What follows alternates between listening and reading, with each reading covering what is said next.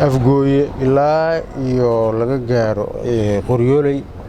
inta u dhaxaysa intaba. madaxweynaha dowlad goboleedka Koonfur Galbeed Soomaaliya Cabdicasiis Maxamed Laftagreen oo soo gaaray Muqdisho waxaana garoonka aadan cadde ku soo dhaweeyay wasiir ka tirsan xukuumadda federaalka Soomaaliya iyo xildhibaano ka tirsan labada aqal ee baarlamaanka Jamhuuriyadda Federaalka Soomaaliya taliyaha asluubta iyo marti sharaf kale saxaafadda ayuu kula hadlay hoolka martida ee garoonka aadan cadde waxaana uu sheegay in Muqdisho u yimid safar shaqo oo ku aadan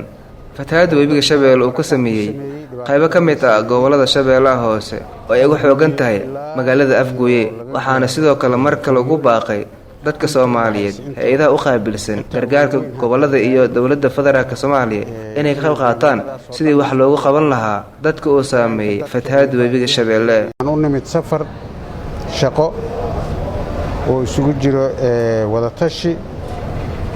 iyo inaan sameeyno hadduu Ilaahay yiraaho la socoteenba muddadan webiga Shabeelle yaa fatahaad waday deegaano badan oo Shabeellada Hoose ah yaa ku fatahayay oo dad badan barakac ku sameeyay dhibaato badanna sameeyay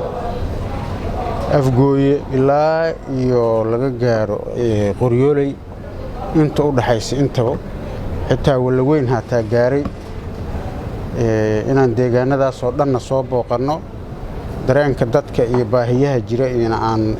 la qaybsanno aan ogaano sida ay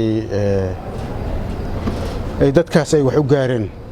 Waxaan rabnaa marka sidii horey baan ugu baaqnay mar labaad inaan baaq kale ku celinno maadaama ay sii socoto oo aysan joogsanaynin dadkaas Soomaaliyeed oo reer Koonfur Galbeed oo dhibaatadaas baaxadda weyn ay gaartay nin kasta oo Soomaali ah oo waxaysto inuu u gurmado dadkaas biyaha ku dhex jira biyaha laga soo dhex saaro dhibaatada ay leedahay waa dareemi kartaan nin gurigiisa ka soo barakacay oo biyo ay ugu galeen waxaa taasoo dhan ka sii daran biyahaas markii xal loo helo ama ay noqdaan